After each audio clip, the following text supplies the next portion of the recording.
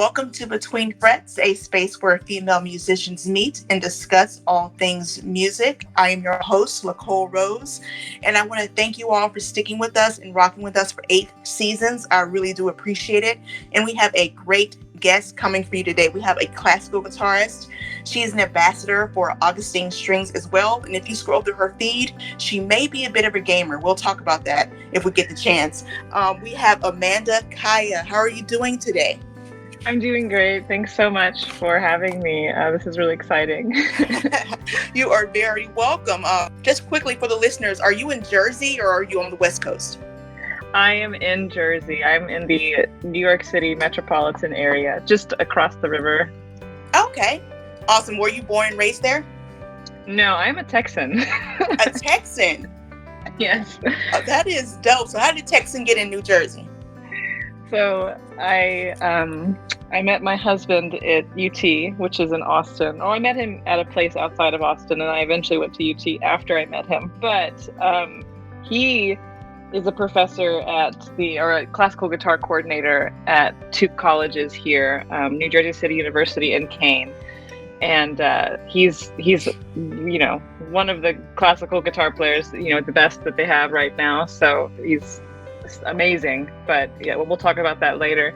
But yes, that's why I'm here. I'm here because he's, I just love following his, his career. He's doing so wonderful, and I'm just happy to follow along. I teach kids, so I'm a little bit more flexible.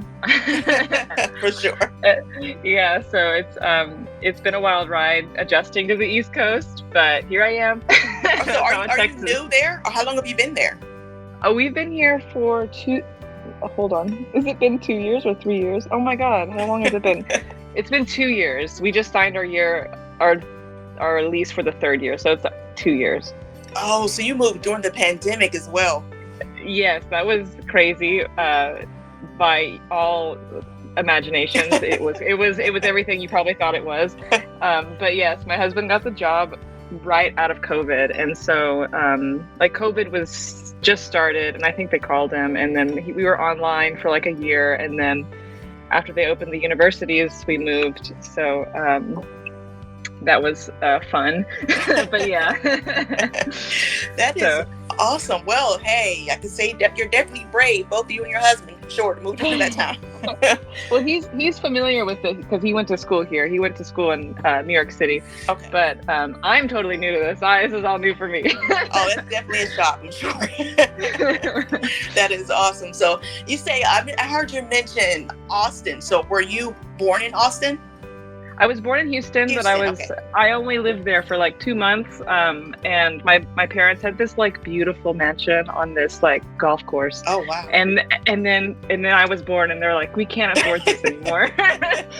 And so, cause I have an older brother who's like a year older than me. And so we moved to Austin and had the suburb experience. It was really awesome. I miss Austin so much. It's such a wonderful place.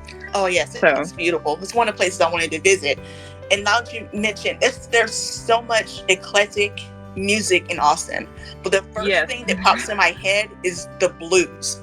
So you're a classical player surrounded by blues musicians and all this beautiful art and just like history. So there's everything, yeah. Yeah, so tell us about your upbringing in music and how did it lean towards what you're doing now in classical? So this is so interesting. I have like a very eclectic musical background. I did start music in Austin. My mom is a pianist, not like by profession. She's a pianist. She was a very good pianist. I don't give her enough credit. She was amazing. And she went into geology, but surprise. And so she taught me piano at when I was like 5. She started me, and I just took off. I really liked music, and I was playing piano, and she said, I'll keep paying for lessons if she keeps practicing. So that's kind of what happened. And I came home one day, and I brought her a flyer, and I said, Mom, I want to learn this instrument. And it was a violin.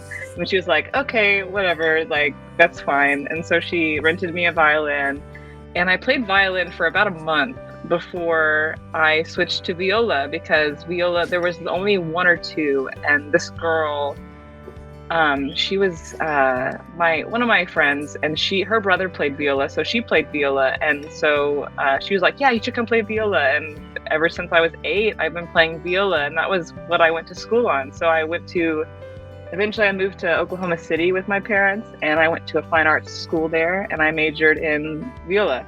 And I majored in viola until I went to college. So that is what my profession is. I'm a violin viola player. That's like what I was professionally trained in. And guitar was always like fun. I took classical guitar for fun in like middle school because I went to a high school that had one of the guitar programs, the only ones in the area. Well, the only one in the state. A guitar program? How dope is that? Yeah, it's hard to find one these days, but there are more than there used to be for sure. And I took classical and for fun, and then I would tell you I learned how to play some chords. I really didn't learn anything. And I just played it for fun. Like I played chords and I just did that just to have as a hobby. And then when I got to college, I took it as an elective, and that's how I started playing. And then I met my husband, who is like, this classical guitar phenomenon. Like he's just so good, and he taught me, and that's how I ended up where I am now, because I was just playing and for fun, and I really, really liked it. I really loved playing the classical guitar, and I loved the music, and I just wanted to be really good at it. And so he was like, "Okay, I'll teach you." And so he taught me, and now. What's your husband's name? His name is Jalil Refikaya. Okay. That is okay. He sounds like he's a killer on classical just by the name. Just by the name. I love that. So, was that a difficult transition? Because you viola and violin, still strings. I mean, was it difficult on you to transition to guitar? So, that's a great question, actually, because the thing about them is they're obviously very similar. It's just like a sideways cello for the most part. Yeah. It takes a lot more left hand strength. I would argue it takes a lot more finger independence, and the right hand is a completely different thing. It's so different. I have to have nails, and that's weird. But for the most part, like I look back in history, and I realized this after I was playing violin, after I was playing guitar, my fingers got so much better. I was playing much easier, and my finger independency was like so much better. I was like, holy cow, what happened? And I realized, I look back, Paganini, one of the best violinists that ever lived, he also played guitar, and he also had some kind of ligament thing where he had extra stretchy fingers, but he played guitar, and he didn't play it very publicly. He was always pretty like, I'm not that good at guitar, but I'm pretty sure he was pretty good. Probably better than me. Right. But he never played it outside of like a small chamber room or salon concerts, but guitar was never really a big instrument to play. It's not very loud, or then it wasn't very loud. So I always say that I'm like Walmart Paganini. No way. Because it's actually really helpful to play guitar, and for string players, I always think this because it happened to me. I became a better string player because of it. And I think that's why a lot of Paganini caprices have a lot of guitar technique in them. So like, hammer-ons and pull-offs, like guitars can't really slur like a violin can. Yeah. So like the pull-offs are Paganini's using those in his most famous caprice. And so I just imagine that he used a lot of the guitar technique in his violin works. So that's, I don't know. So the transition, I would say it worked very well for me. It was really, I wouldn't say easy. I think the guitar is incredibly difficult in my opinion. But I understand. It's been 20 years and I still can't do it well. So how did that, okay, let me jump back a little bit. When you say your mother played piano, what type of music was she playing in the house? Oh, she was, my mom's such an interesting person. I love her so much. She's like, she's so funny. She would play every now and then. She hasn't played and practiced in years. And she would always, on random nights, you would hear like Moonlight Sonata on the most out of tune piano coming from the living room. She played like Beethoven. She played Adagio Cantabile, like one of the famous Beethoven sonatas. And is that by ear or did she read? She read. She Okay. had them memorized. She'd played them and practiced so much when she was younger that she just remembers those in her muscles. She doesn't remember how to read music, but that's just neither here nor there. It always stays in your muscles. Mm-hmm. And surprisingly, she would play Adagio Cantabile, and then sometimes she would like modulate into the Moonlight Sonata, and I was like, these are two completely different Right. keys. I don't know how she's doing this. And but yeah, she played mostly classical, like the classics, Beethoven and stuff like that. So it was just pretty much in you to like sort of lean towards classical. yeah, I was just trained classically too. I've been classically trained for so long. My mom knew what it took to be a musician. She's like, you have to get private lessons, you have to do this. She knew what it meant to practice, and so I just, because I went to a classical program at my high school, I basically, that's all I knew. I trained for that since I was 11. I've been doing that for so long now. So So classical is that's it. Yeah. so how does that work? I mean, are you? I'm sure your friends aren't all into classical, or are they? Because you went to that. Yeah. You grew up for the in most part. Okay. Yeah. Okay. Definitely, a lot of my friends are. And I'm part of a program at New Jersey City University now. It's called Multi-Style Strings. And I mean, all the players in there are classically trained, but we're playing, like, a lot of my friends play pop music in New York City. Like, they'll go and they'll play electric violins, and they'll play, Mm-hmm. the latest pop songs. And so if you look at my page, I work with a group called Sci-Fi Ensemble, and they're from Spain, and they play a lot of pop, video game music, anime music, all that kind of stuff. And they dress up, and they like, it's insane. It's super cool. Oh, they cosplay as they play. Yeah, it's like super cool. And they play like Pirates of the Caribbean and like, everything really popular. And it's like a super cool ensemble to be a part of. So I'm part of that program now, and I don't do the electric violin as well as they do. I'm still learning, but it is really fun to be a part of that program right now. So it's pushing my limits. I mean, is there a big difference in electrical violin and not really? Not? Okay. You just have to.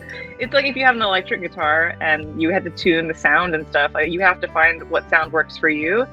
It's not easy going and just buying electric instruments, because violins are like incredibly expensive, but electric violins are not. They're like $700. I mean, they're like guitar range, and it's just a matter of finding your sound, just like you would with your guitar. Electric.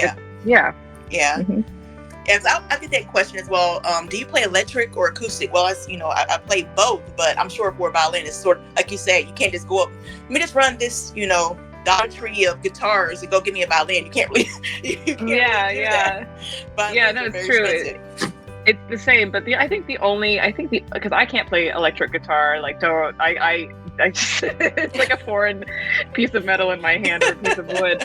I wouldn't know what to do with it, but the electric violin, the only difference, because some of them have 6 strings, and like that's like no thank you. It's like the bridge, the fingerboard is like so wide, and like the strings are so close together, and that becomes like a learning curve. You have to learn how to do that, but for the most part, it's not like how I feel about electric guitar and classical. It's that is very different for me compared to like just playing a violin with an extra string. That doesn't bother me a little bit. It just takes a little bit of adjustment. So for the most part, the transition is a mental transition into like going into something. You're playing something different. You're improvising. Maybe you're playing a different style. You're not playing classical. So that's I think the biggest bridge between classical musician, violin, and electric. Yeah. Like I was scrolling your feed and I saw different ways classical guitarists play. And I was just laughing out loud, like literally, because when I think of classical guitarists, I think they're all, very debonair, very suave, very like beautiful, flowy people, and they're so serious. And every classical guitarist I've spoken to are the silliest people. I'm like, how do y'all transition? How do y'all do that? I don't know. My husband is the most serious classical guitarist. I can tell you right now, he is like, he has like a stare that could scare you into next year. But he's very serious and like a very like he's a soloist, so he he's a professional. This is his job. He's like playing solos across the world, and he's very serious about classical guitar. And not to say that just because you take it, you're very silly, doesn't mean you take it seriously. But a lot of people I know in classical guitar are so chill. They're so nice. And even like some of the best, some of the best performers I've met have been so nice. It just depends on who you meet. Some of them are very serious, but some of them are incredibly goofy. I think we just bridge two worlds. I think guitar itself is hard to separate from the modern world these days. Just for people who may not be familiar with classical, could you name a couple of people that you look up to, that you admire, and things of nature? That's so funny. I admire my husband so much. He's like I'm his number one fan. Like, well, talk him up, girl. Talk him up. No, he's so amazing. Like he's just taught me so fast, and he's so intellectual, and he's just such a great player. And everything he does, everything he plays has meaning. Like every choice he makes, and this intuition he has about music is just so right. And I feel it. When I met him, I felt it. I was like, this is how you're supposed to play music. And we love the same music. We love the same genres. Like we feel the same way about a lot of music. And it just like clicked. And I was like, this is how music is played. And I've learned so much from him in my own, violin playing and everything. It's just, he's such a great musician. And I really do look up to him as a musician, but also he's my husband, and I really respect him for who he is. He's just a lovely musician all around. In general, though, like musicians that inspire me, like right now, as a viola player, this is a funny question because I never really knew any famous viola players to look up to. For sure. I like the third seat in that symphony, the third seat, whoever that is. I like that. That's basically it, like that can happen, and those can be really wonderful players. I just never idolized anybody growing up. I idolized people like Itzhak Perlman. Like, oh my God, I love his playing. I was so inspired by him, and he still inspires me. I love the way he plays. And for guitar, I don't know. I hear my husband play, and I just can't listen to anybody else. Like, I don't know. Who would our listeners be surprised that you listen to? That's a good question. Like personally, like anything, like guitarists, genres, singers, whatever. Like, as a classical musician, they would think you would just only listen to that 24/7. What do you do to break out the box? I am going to tell you what I'm listening to on my Spotify right now. I am listening to How to Train Your Dragon soundtrack Stop it. I am obsessed with soundtrack music. It's something that I listen to nonstop. I love the composer John Powell. He's just absolutely insanely good. I love everything he's written. So I just will listen to that. It just gets my juices flowing. I love it. I love John Powell. He's so good. And like obviously John Williams, and I love soundtrack. I love movie music. I love game music, obviously, which is where my page comes in. Like I absolutely love just these musics from it's pop classical, I would say. I don't know. Some of it's really well written, like incredibly well written, and that's what I listen to. That's what I'm currently listening to right now. I can dig it. Hey, I know I have to listen to it to see what the hype is about. Now, as soon as we get off, I'll put on How to Train Your Dragon. As far as the music, let me see. So you say your husband is your favorite, okay? And no, that's fine. That's fine. My thing is, it's great that he's also a great teacher, because some of the greats doesn't mean that they can teach. And you say he taught you quickly. So is it quickly because you already had some music, that you had a lot of musical background, or was it because how he taught you? Both. I would say it was both. I would say because I already had a musical upbringing. I had the idea of what it took. I knew how to put fingers on an instrument. I knew all of that. But the thing is, guitar is the technique about it you can teach it very wrong. And yes. and he is just, I don't know, he has kind of like a streamline to get people playing. And he sat me down, and I literally plucked open strings for like a month just to make sure my right hand was playing correctly. Really? Yeah. And some people just don't want to take the time. I had the time because it was a hobby instrument, and I would sit down and I would do that. But for the first part of my guitar learning, it was just like open strings and making sure that mechanism was correct, because if that's not correct, you can't do anything.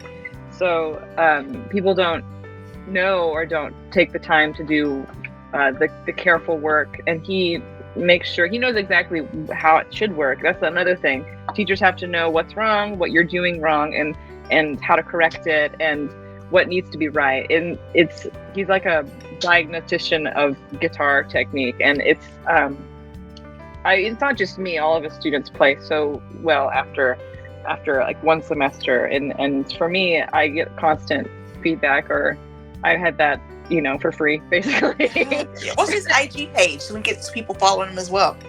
Oh, is this his name? So his name is spelled Celil, and then it's REFIK guitar. So that's again CELIL REFIK guitar. Awesome.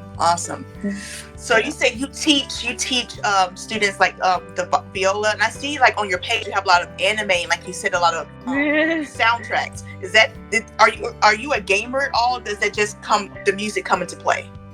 I used to be the biggest gamer. I am a gamer. I don't game a lot now, but when I find the time, like when the last Legend of Zelda game came out, I was like, oh my god, this is insane. A game like this hasn't come out in so long. Legend of Zelda is the game that really is my core game. It was like my core memories. Like my family played it. We all played it.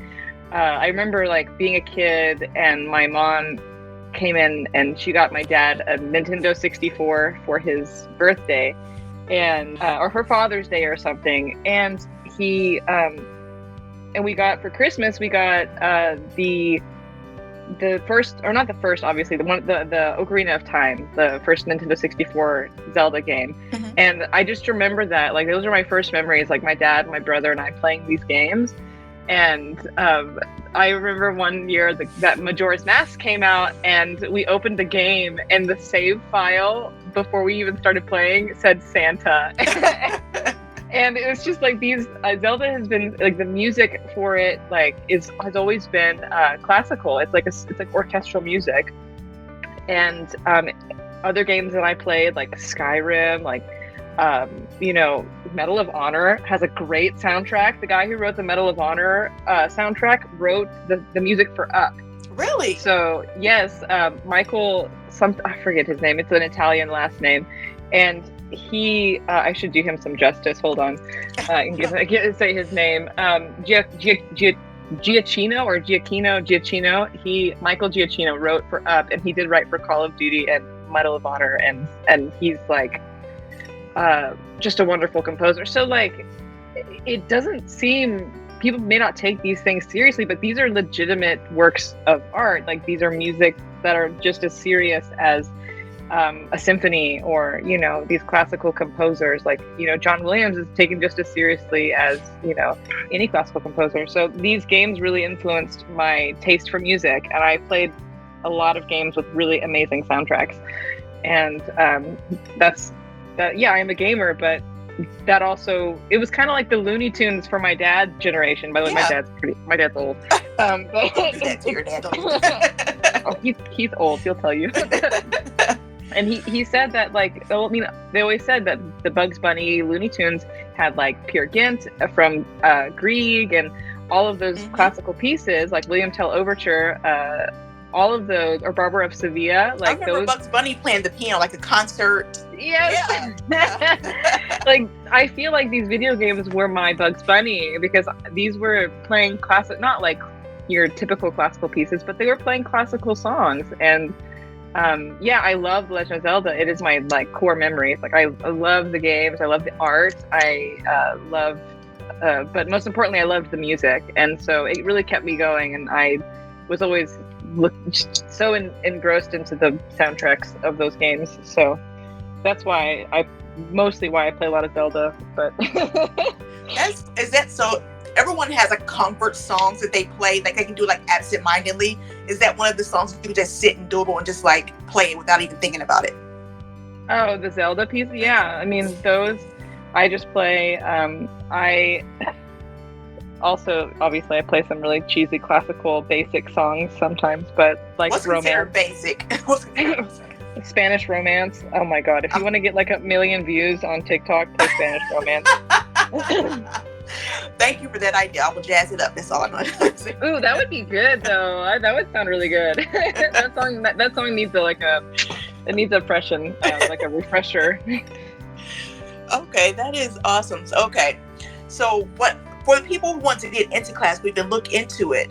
Do you have like a guitar? You say, hey, this is a starter guitar. If you don't stick with it, that's fine. You can still, you won't lose out too much. Yeah, of course. Cordova makes a great guitar. It's like $300. So Yamaha classical beginners are great. My guitar is technically it's technically a beginner guitar. Doesn't sound like it. Does not sound like it. I have a Martinez. It's kind of like an upper level beginner guitar, and I'm so happy that I found it. They don't sell it in the U.S. though, so I don't think they make my model anymore. I'm really sad about that because it's a really fantastic little guitar. But I have a Martinez. If you can find them, the Martinez, like C130, 130C, an incredible guitar. And Martinez makes good guitars for the most part. But obviously, Cordova is your standard $300 guitar. Yamaha is also another really good one. If you want to do classical, and honestly, classical guitar, I agree. I would argue it's easier to start on than acoustic steel string because the strings are softer. It's so the nails. I'm so used to it. I don't know if I can do the nail thing. I know that's a little, it throws people off a little bit. But even if it's just for like a year or so, like I always recommend classical to my students before I would ever do a steel string. For sure. Because those hurt. Oh my god. Yes, they do. Those hurt. For sure. So, okay. Speaking of strings, how did you get involved with Augustine? There's it's a good question too. Always a good question. I don't know. So it's interesting. The reason that my page exists like it does in the first place. So like the original reason that I was posting guitar videos was during the pandemic I was really practicing to make myself better, and so I would post videos, and I was also doing a how do you call it, like a company that was live streaming guitar lessons to kids. And so I would to get kind of like people to get into my streams for this company, I would post guitar videos just to kind of like grow my page, to get my name out there a little bit. Mine was like maybe 5,000 would be nice. And then I just so happened to play. We moved, and we didn't even have furniture yet in that video, and I was like, we were sleeping on the futon, and I played this piece called El Vito, and it just blew up. That piece just went like, for my page, it went nuts, and like in a week I had like 20,000 followers, and I was like, whoa, okay. And so I just went with it, and I kept streaming, and then eventually that job went under. It just wasn't working out, I guess. I don't know, I won't go into that, but I just kept posting videos, and my page kept growing, and so I was like, I guess I'll just keep doing this. And Instagram was paying people to post reels at that time. They don't anymore, but it was a nice little incentive to keep posting, and then my page kept growing. And then my husband is a D'Addario artist, so he works with D'Addario strings, and so Augustine, obviously they know of my husband, and we love the people at Augustine, and we love the people at D'Addario. It's like they're all great. Yeah. But he's always been a D'Addario artist. He's been one since he was like 21, and he just uses their strings. He's always used the same string from them, and so to him, he didn't want to be Augustine as much as he loved the people there. He just never used their strings, and so he referred them to me. And they saw, my page was doing well, and they just thought I'd be a good representation for an ambassador for the program. So that's how I got to be an ambassador. Do you have your guitar handy? You want to play like a little 30-second or a minute Instagram little something? Okay. Hold on. Actually, you know what? Let me see if I can even play. I broke my thumbnail Thursday last week.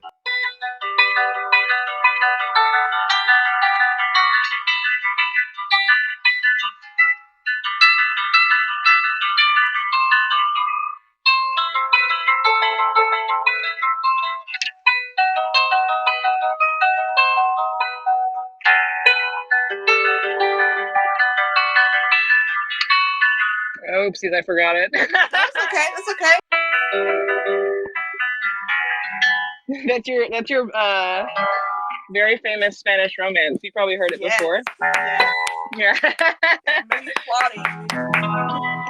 I haven't played that in a while. I should play it better though. No, that was great. It's beautiful to me. Like I say, I love classical because, like I say, for me, it's just jazz and blues and regular stuff. I could never, even what you just did there, I wouldn't be able to do it. I bet you can. It is one of the beginning classical guitar pieces. It's one of the first things people learn. Thank you for playing, though. I do appreciate it. I'm sorry to put you on the spot. I just had No, it's not a big deal. I just haven't played because I have no thumbnail. You really have to wait till it grows out? Yeah, it doesn't catch the string. I ripped the entire thing off almost to the quick, and so it got cold, and I opened the door and I missed it, and it just took the whole thing off. So I haven't broken a nail in almost 2 years. So it's weird. It's a little weird. How do you maintain? Do you put like some kind of hardening, like nail polish on your fingers or your nails? I mean, never. How do you maintain the length? So the best thing that most guitarists will never do is keep their nails short, and you want to keep them as short as you can, and you want to avoid cold, because the cold makes them dry and brittle, and that'll cause them to break like the quickest. And airplanes, you just avoid like trying dangerous things where it can get dry. Airplanes, chemicals, and cleaning, cold, ice, all that kind of stuff will make your nail like literally just break immediately. It'll like on contact, it'll just like break your nail. Oh wow. So yeah, that would be the best way. But for the most part, I don't put anything on them. I file them, and I sand them very fine with like these little sanding papers, so they don't ever crack and catch. Never clip them, just like stuff like that. And I have, luckily I have good genes and I have good hair, so my nails are pretty sturdy for the most part. But yeah, don't put stuff on them. I don't trust that stuff unless it's like vitamin E oil. Don't put stuff on your nails. Really? Because some people put acrylic, to make them harder. And if you want to destroy your nails, put acrylic on them, because over time it'll kill your nails, your nail bed, because you have to scrape the top layer off to get the acrylics to stick, and over time you will have no nail. And it's the acrylics. People always suggest them, but like I'd rather just not have a nail than deal with that. Wait just a week so it grows back. yeah, that's better. That's better for me. And eat right, eat healthy. Good nails come from the inside out. That is awesome. This has been great, Amanda. Thank you so much for coming, and playing for me, and And you want to shout out the kids? You say you teach. You want to shout out the group or anything like that, or your page? Any music? Oh, before we get off, I got ahead of myself. Is there any music that you're working on personally?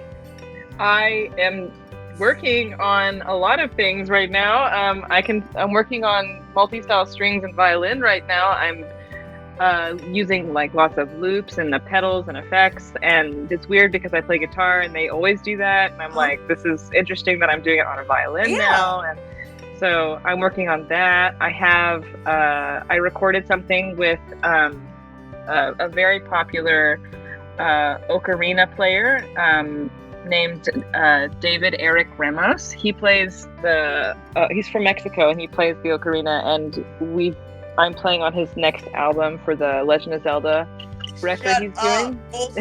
Full circle. I know, right? And I played on that with him, so hopefully that'll come out soon. And I think it's supposed to come out in the next month or so. I don't know. It's either this month or next. And so David Eric Ramos, he's really popular on TikTok, but he's super cool. And anything else that I'm doing? I teach privately, so that's what I do. I teach mostly children, but I do love teaching adult students and, all of that. But that's what I'm doing. I guess that's all I'm doing now. Hey, that's a lot. It sounds like a busy schedule. Shout out to music. You're working on pedals and effects for your viola. Shout out any websites, your IG page, anything you want people to contact you. Shout it out. contact me on my Instagram, Amanda G Kaya, and it's like that on, and it's Amanda Kaya Amanda Kaya Guitar on TikTok. You can always find me. I'm always available on Instagram. I try to search through my hidden messages for those questions and stuff. But I'm usually pretty active there as much as I can be without losing my mind. So yeah, and you can always email. Oh wait, email. Maybe I'll leave that one a secret. Yeah, don't do that. Don't do that. No email. Just find me on Instagram. I am pretty available there. But yeah, I hope to be playing again soon. My nail is still recovering, so I haven't made any recordings recently. But I am doing a lot of collaborations with Dulcimer Gumbo. Look up Dulcimer Gumbo. He plays the hammered dulcimer, and we've been doing a lot of collaborations. So go check him out. He's super cool. And of course, go check out my favorite person in the whole wide world, my husband. He is my teacher and my favorite guitar player ever. He has like 6 CDs with Naxos. So like, oh wow, you go listen. Yeah, he's got tons of CDs on Spotify from the Naxos Music Company. So yeah, Jalil Rafik Kaya, CELIL REFIK KAYA. There you go. Yeah. There you go. Well, we want to thank you, Amanda Kaya, for coming on the show. This has been a great time. You are an amazing guest. And we're definitely going to follow you, your husband, and everything else you all have going on. And again, thank you for playing. And listeners, thank you for listening to Between Frets. We really appreciate y'all. And we'll see you on the next one. Later.